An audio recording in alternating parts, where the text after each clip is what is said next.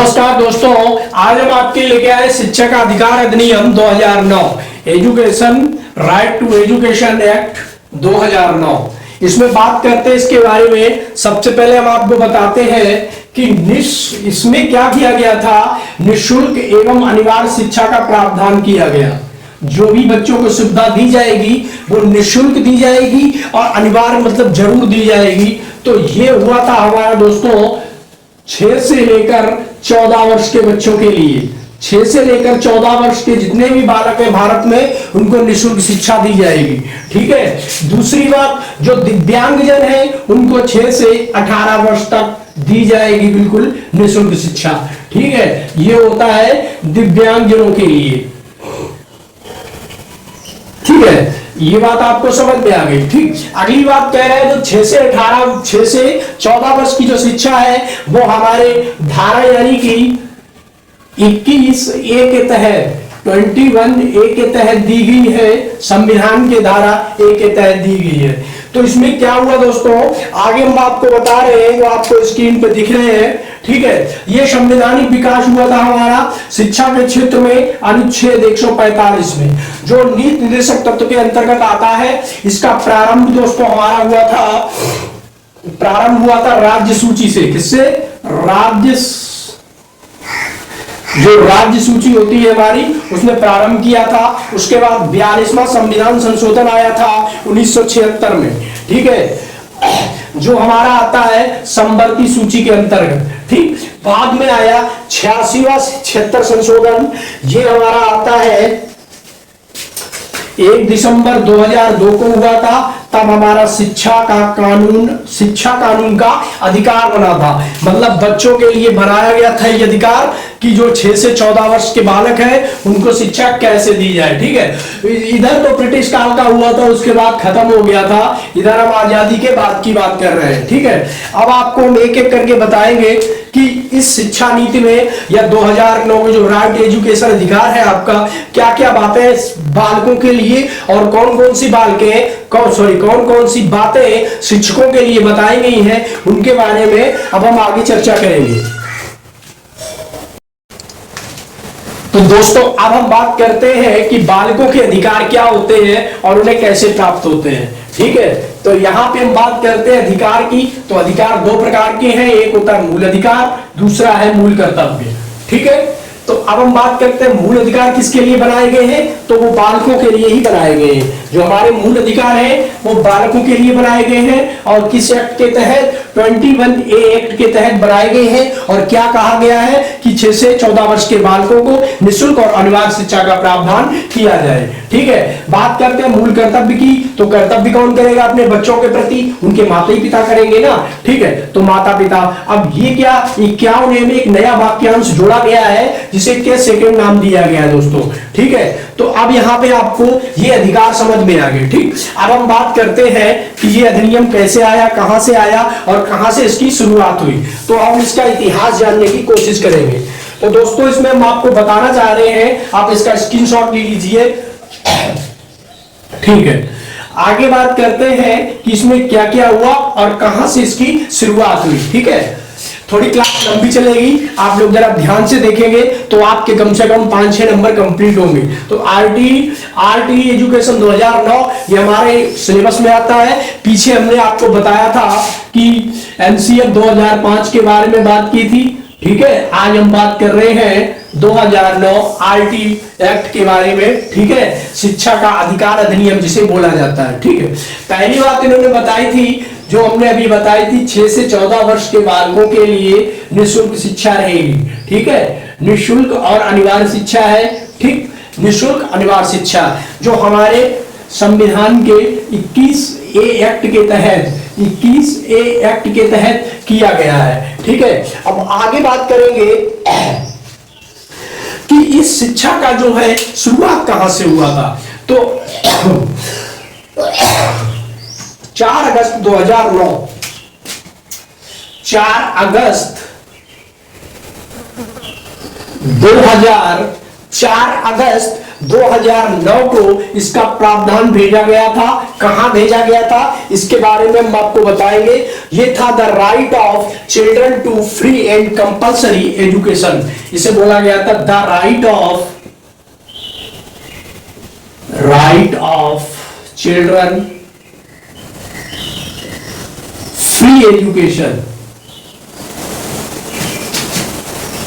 Free education. इस काम के लिए यानी कि पूरे भारत में हमें क्या करना था, बच्चों के अधिकार थे और जो उनकी शिक्षा थी वो पूरे भारत में एजुकेशन मतलब कंपलसरी कर दी गई, जरूरी कर दी गई।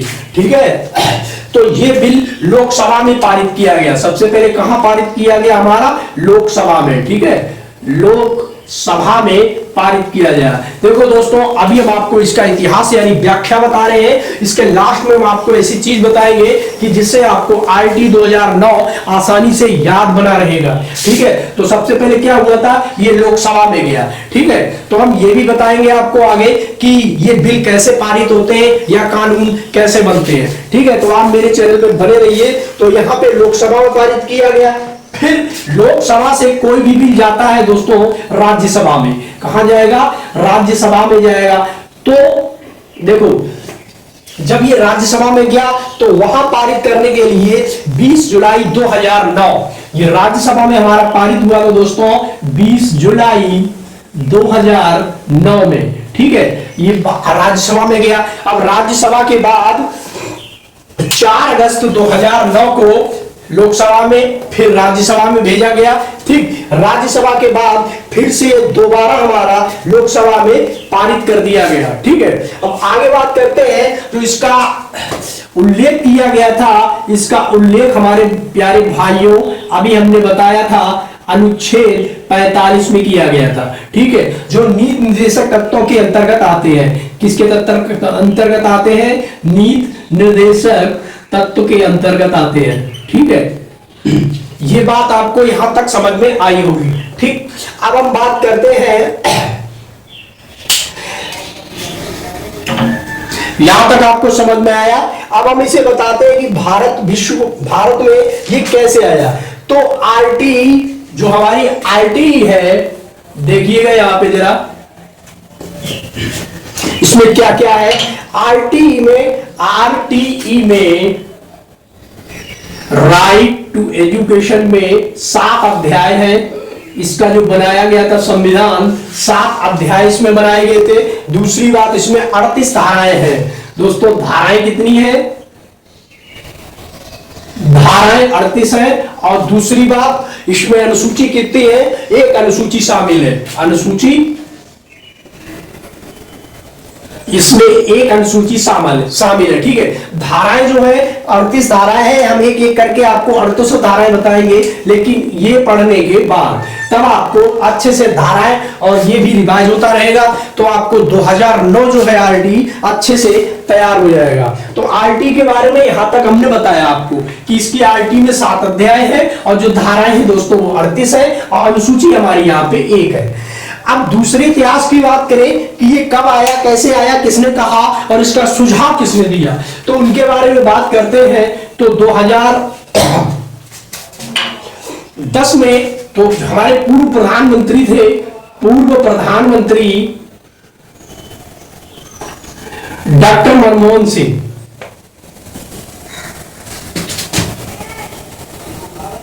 डॉक्टर मनमोहन सिंह ने इसका विचार दिया। और ये कब दिया था दोस्तों, ये संबोधन किया था एक उन्होंने कि इस तरह की हमारी शिक्षा होनी चाहिए। लेकिन ये पहला भारत का ऐसा संबोधन था जो प्रधानमंत्री के बोलने के बाद ही अस्तित्व में आया। ठीक, अस्तित्व में आया, यानी कि इस पे काम किया गया। ठीक है, लोगों ने प्रधानमंत्री की इस बात को माना कि 6 से 14 वर्ष के बच्चों को निःशुल्क और अनिवार्य शिक्षा का प्रावधान होना चाहिए और उनके अधिकार होने चाहिए। ठीक है, ये बात समझ में आ गई। अब ये समिति कौन सी, उस समिति के बारे में बात करते हैं। अब यहां पे समिति जो थी, जो हमने 2005 वाली बताई थी, वो यशपाल समिति थी। ये जो है हमारी सरकार द्वारा किया गया है, तो लोकसभा, राज्यसभा और राष्ट्रपति के द्वारा पारित किया गया है। तो कुछ विशेष बातें यहाँ पे बताए हैं। तो सबसे पहले अब बच्चों के अधिकार सुन लो, ठीक है। हम अब बात करते हैं बच्चों के मुख्य अधिकार क्या है, या बच्चों के साथ आप कैसे बिहेव करेंगे, या शिक्षक के लिए प्रावधान क्या दिए गए हैं, ठीक है। ये चीजों पे बात करते हैं। तो सबसे पहली बात, सभी बच्चों को अनिवार्यता एडमिशन दिया जाएगा। मतलब किसी भी बच्चे को आप ये नहीं कह सकते हैं कि आपका एडमिशन नहीं होगा, तो अनिवार्यता उसको एडमिशन दिया जाएगा। दूसरा, उनकी उम्र के हिसाब से उन्हें क्लास में रखा जाएगा। जैसे अगर हम बात करें कि प्रारंभिक शिक्षा में, तो अगर यहां पे बालक जो हमारा उम्र है, बालक की अगर उम्र मानी जाए, तो यहाँ पे बात करें उम्र के हिसाब से रखा जाएगा। तो प्रत्येक छात्र को, जैसे 8 वर्ष का कोई बालक है, ठीक है, 8 वर्ष के बालक को कक्षा 3 में प्रवेश दिया जाएगा, कक्षा 3 में प्रवेश दिया जाएगा, ठीक है। एक बात यहाँ पे आपको समझ में आई। दूसरी बात, बच्चों को या बालकों को दंड का प्रावधान, दंड या मानसिक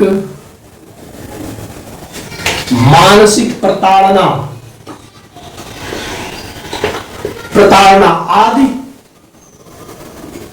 आदि नहीं दे सकते। इसमें बात की गई है कि आप किसी बालक को मारपीट नहीं कर सकते हो, ठीक है, उसे मानसिक प्रताड़ना नहीं दे सकते हो। ऐसे अगर आपने किया तो क्या होगा, देखो पहले जमाने में क्या, हम लोग छोटे छोटे तो घर वाले कहते खूब मारो इसको, ठीक है, खूब पढ़े। लेकिन आजकल क्या है, अब सरकार ने कह दिया आप बालक को मार नहीं सकते हो, उसे सजा नहीं दे सकते हो, उसे मानसिक प्रताड़ित नहीं कर सकते हो, ठीक है। नहीं तो आपके खिलाफ क्या होगा, इसी RT 2009 एक्ट के तहत आपके खिलाफ FIR हो जाएगी और आप पे इंक्वायरी बैठ जाएगी कि आपने ऐसा क्यों मारा, कैसे मारा और किस लिए प्रताड़ित किया या मारा है। तो इस वजह से आप पे जो इंक्वायरी बैठेगी, आपको वो सही सही जवाब देना होगा, ठीक है। तो ये नहीं कर सकते। दूसरी बात और क्या है, इसके अंतर्गत विद्यालय में एक कार्य दिवस, शिक्षकों के लिए शिक्षकों का कार्य दिवस जो है वो बताया गया है कि शिक्षक कितना काम करेंगे। तो कार्य दिवस की अगर मैं बात करें, तो अब देखो कार्य दिवस की बात करें तो ये आता है धारा 25 के अंतर्गत। किसके अंतर्गत आता है, धारा 25 के अंतर्गत आता है कार्य दिवस, ठीक है। कार्य दिवस हमारा धारा 25 के अंतर्गत आता है। इसमें कार्य दिवस में सबसे पहले बात करें 1 से 5 तक की, तो 1 से 5 में जो हमारा कार्य दिवस होगा, और दूसरा 6 से 8 जिसे उच्च प्राइमरी स्तर बोलते हैं, 1 से 5 को बोलते हैं हम प्राथमिक स्तर, ठीक है। तो इसमें कार्य दिवस में प्राथमिक स्तर के लिए 200 दिन होते हैं, ठीक है। कितने दिन चाहिए, 200 दिन होने चाहिए मिनिमम। और इसके लिए 6 से 8 के लिए हमारे 800 दिन, 6 से 8 के लिए हमारे 220 दिन बताए गए हैं। कितने, 220 दिन काम करना होगा, ठीक है। और यहीं पे अगर घंटे की हम बात करें तो घंटे जो है हमारे यहाँ पे, इसके घंटे कितने हैं और इसके घंटे कितने हैं, तो 200 दिनों में कितने घंटे होंगे, इसके 800 घंटे हो जाएंगे मेरे भाई। यहाँ पे 800 घंटे एक टीचर को काम करना पड़ेगा। और जो टीचर 6 से 8 में या जूनियर लेवल पे पढ़ा रहे हैं, उनको 1000 घंटे का कार्य करना पड़ेगा, ठीक है। यहाँ पे आपको ये बातें हमने आपको बताई, समझ में आई, ये बहुत जरूरी बातें हैं, ठीक है, जो हमारी धारा 25 के अंतर्गत आती है। अब अगर हम आगे बताएं आपको दूसरा इतिहास इसका, तो दूसरे इतिहास के बारे में और सुनो।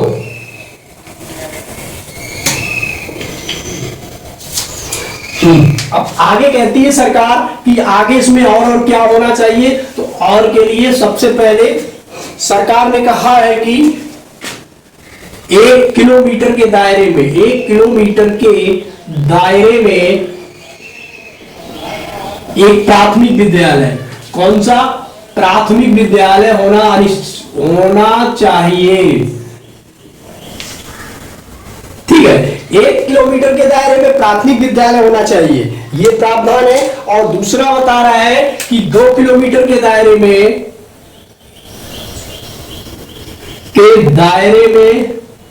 उच्च प्राथमिक विद्यालय, यानी कि जूनियर लेवल का उच्च प्राथमिक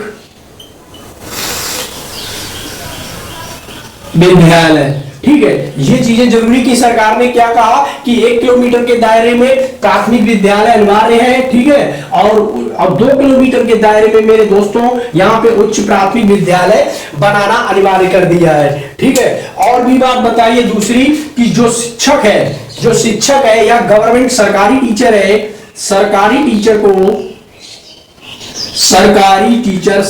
शिक्षक क्या नहीं कर सकता? प्राइवेट ट्यूशन नहीं पढ़ा पाएगा, मतलब प्राइवेट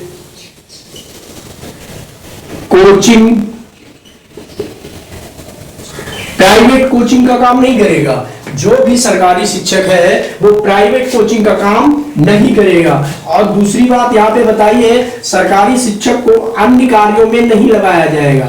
सरकारी शिक्षक को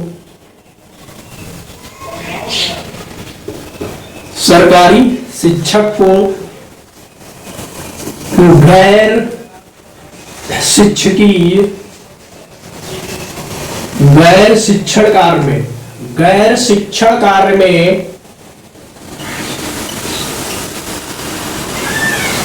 नहीं लगाया जाएगा।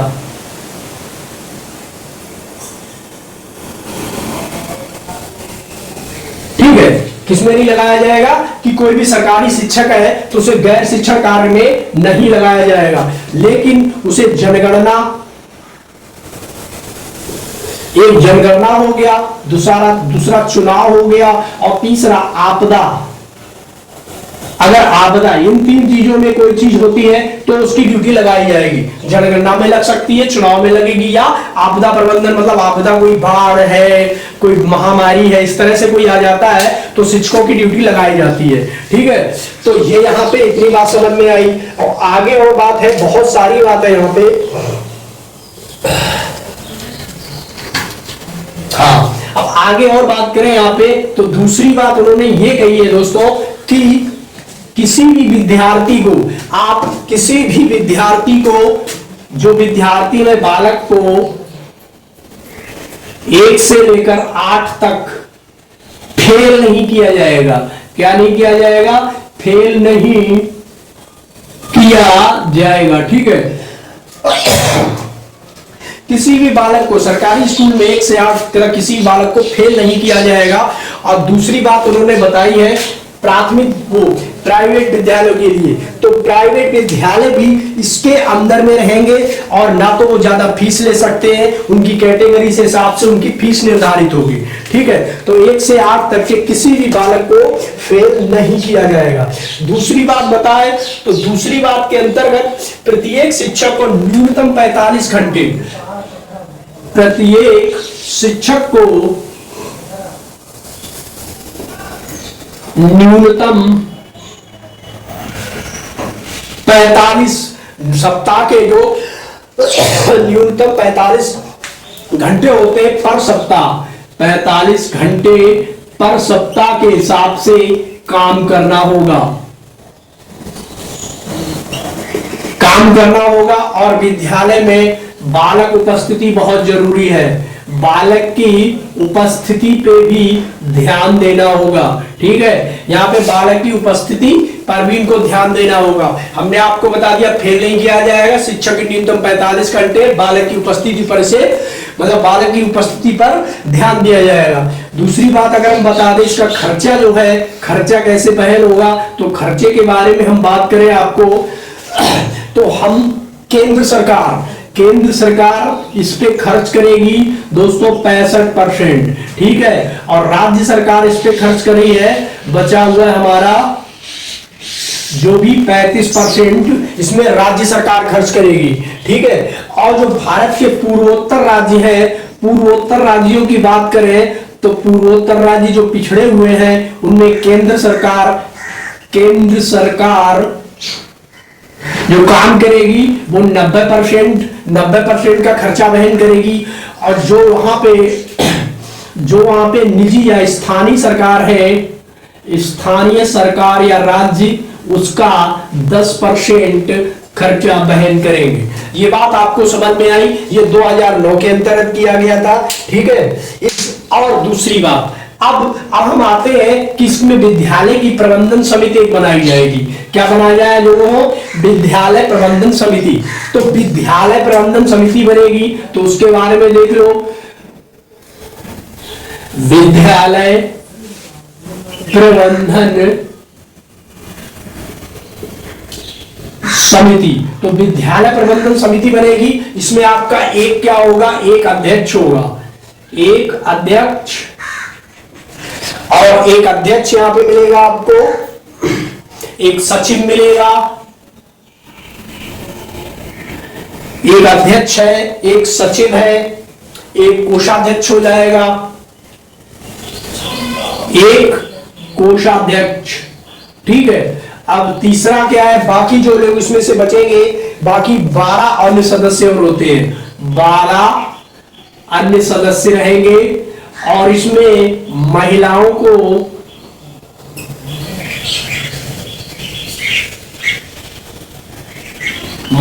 को जो आरक्षण दिया जाएगा मेरे दोस्तों, वो 50% आरक्षण महिलाओं का रहेगा, ठीक है। तो टोटल मिला के इस समिति में 15 सदस्य होते हैं। कितने सदस्य होते हैं? 15 सदस्य होते हैं, ठीक है। विद्यालय प्रबंधन समिति में 15 सदस्य बनाए गए हैं, ठीक है, जिसके अंतर्गत एक अध्यक्ष, एक सचिव, एक कोषाध्यक्ष, 12 अन्य सदस्य और महिलाओं को 50% आरक्षण यहाँ पे दिया जाएगा, ठीक है। ये बात यहाँ पे समझ में आ गई। और अगर आगे बात करें तो इसमें एक दो पॉइंट और बचते हैं। तो इसमें सबसे पहले जो हमारी प्रारंभिक शिक्षा है, प्रारंभिक शिक्षा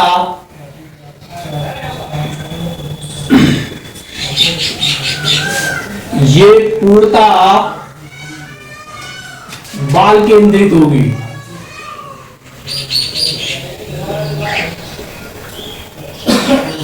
जो हमारी प्रारंभिक शिक्षा है दोस्तों, वो पूर्णतः कैसी होगी? बाल केंद्रित शिक्षा होगी, ठीक है, बाल केंद्रित होगी, ठीक। और इसका मुख्य उद्देश्य है बालकों का सर्वांगीण विकास, बालकों का सर्वांगीण विकास, ठीक है। ये चीजें जो ध्यान में दी जाएगी वो हम आपको बता रहे हैं। बालकों को सर्वांगीण विकास मतलब कि हर तरह से बालक का व्यवहार किया जाए, ठीक है। और कोई भी बिना मान्यता के अगर विद्यालय चला रहा है, बिना मान्यता के कोई भी विद्यालय नहीं चलाएगा,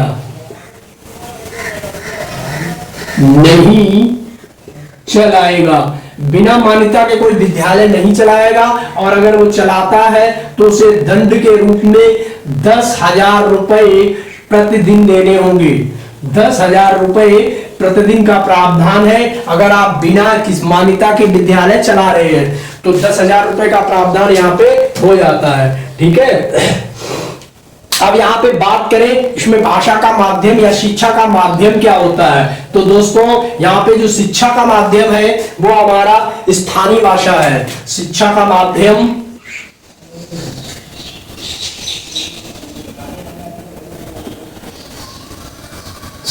माध्यम दोस्तों स्थानीय भाषा, ठीक है। और दूसरी बात कह रहा है कि उच्च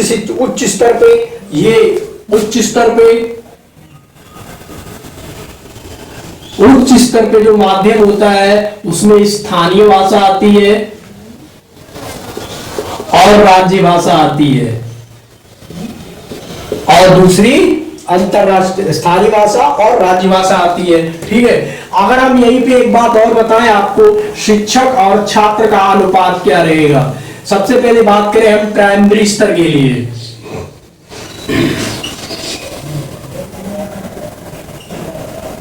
प्राथमिक स्तर पर 1 से 5 तक में तो शिक्षक और छात्र का अनुपात, शिक्षक और विद्यार्थी, तो यहां पे अगर 1 शिक्षक है तो 30 विद्यार्थी होंगे। ठीक है, ये बात प्राइमरी स्तर के लिए कही गई है। और उच्च प्राइमरी स्तर, उच्च प्राथमिक स्तर, इसमें शिक्षक और विद्यार्थी का अनुपात ये आपका होगा भाइयों, शिक्षक और विद्यार्थी का अनुपात 1 शिक्षक पे 35 विद्यार्थी होंगे। तो आपको ये प्राथमिक स्तर पे 1 शिक्षक पे 30 विद्यार्थी और उच्च प्राथमिक स्तर पे 1 शिक्षक पे 35 विद्यार्थी यहां पे उन्होंने बताए हैं। तो दोस्तों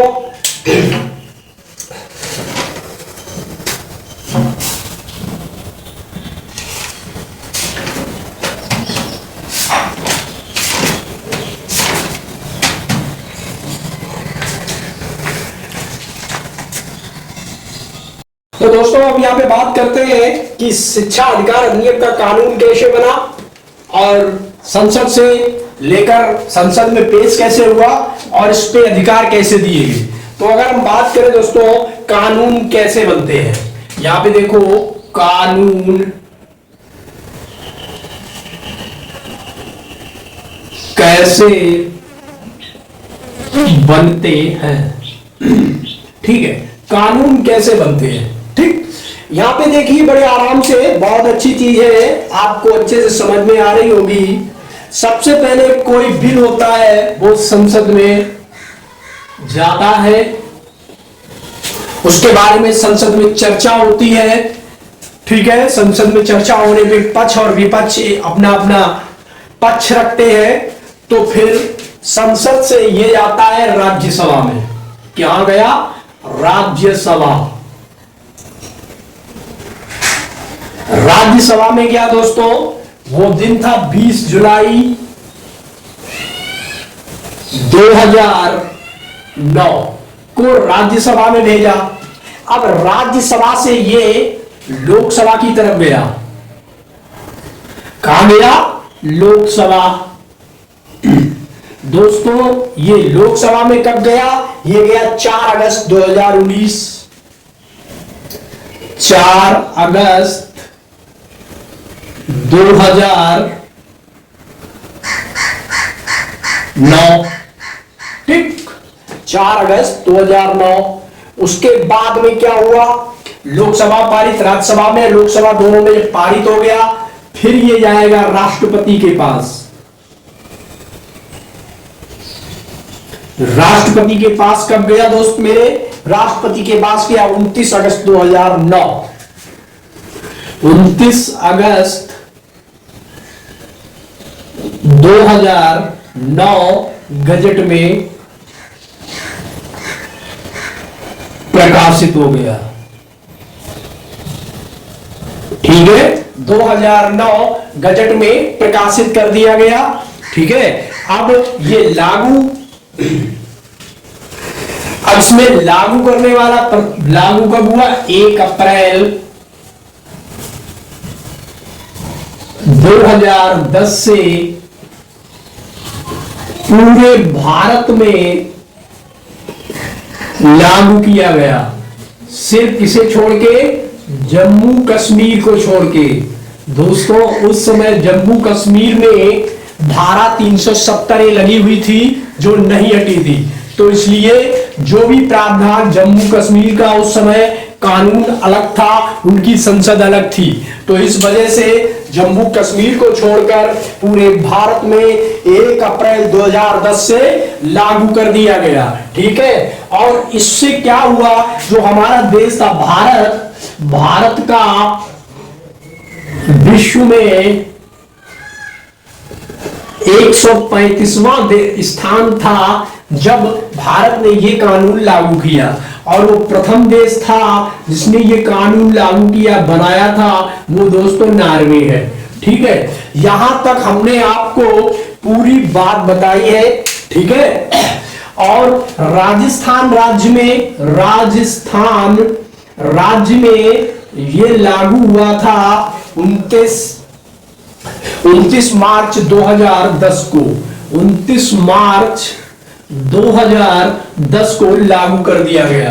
तो दोस्तों हमने यहाँ पे लगभग आपको सारी बातें बता दी हैं, ठीक है। अब जो हमारी नेक्स्ट क्लास होगी वो उसमें हम आपको सिर्फ धाराएं बताएंगे, सिर्फ धाराएं, यानी कि शिक्षा का अधिकार अधिनियम 2009 की सारी धाराएं बताएंगे। तो दोस्तों यहाँ पे एक और छोटा सा क्वेश्चन है जो हम आपको बता दे रहे हैं कि भाषा विकास का सिद्धांत क्या है। भाषा विकास का सिद्धांत, जो भाषा विकास का सिद्धांत है वो किसने बात करते हैं। भाषा विकास का सिद्धांत। तो मेरे भाइयों भाषा विकास का सिद्धांत ये क्या कहता है इसके बारे में जानते हैं। इसके प्रवर्तक कौन थे। इसके प्रवर्तक थे नोम चॉम्स्की। इसके प्रवर्तक थे नोम चॉम्स्की।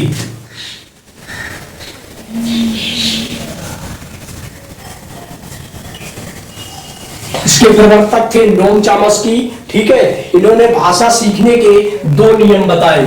इन्होंने भाषा सीखने के दो नियम बताए। वो नियम क्या है, दो नियम बताए। कौन कौन से नियम बताए। इन्होंने पहला नियम बताया, इन्होंने पहला नियम ये बताया जिसे बोलते हैं सतही संरचना का नियम। सतही संरचना का नियम। तो सतही संरचना का नियम बताया उन्होंने, ठीक है। और दूसरा बताया गहरी संरचना का नियम। दूसरा नियम बताया उन्होंने गहरी संरचना का नियम, ठीक। और इस नियम के अंतर्गत सतही संरचना के नियम के अंतर्गत इन्होंने क्या बताया कि बोलना, पढ़ना और लिखना। सतही संरचना में आता है बोलना, पढ़ना और लिखना। बोलना, पढ़ना, लिखना। और गहरी संरचना के अंतर्गत भाषा का गहराई से ज्ञान। भाषा का गहराई से ज्ञान, ठीक है। दो नियम इन्होंने बताए, सतही संरचना का नियम और गहरी संरचना का नियम। इसके अंतर्गत इन्होंने बताया सतही संरचना में बोलना, पढ़ना और लिखना। और इसके बाद इन्होंने गहरी संरचना में बताया भाषा का गहराई से ज्ञान, ठीक है दोस्तों। तो इनके अनुसार इन्होंने जो बताया, इनके अनुसार बच्चों में भाषा ग्रहण करने की जन्मजात क्षमता होती है। बच्चों में भाषा ग्रहण करने की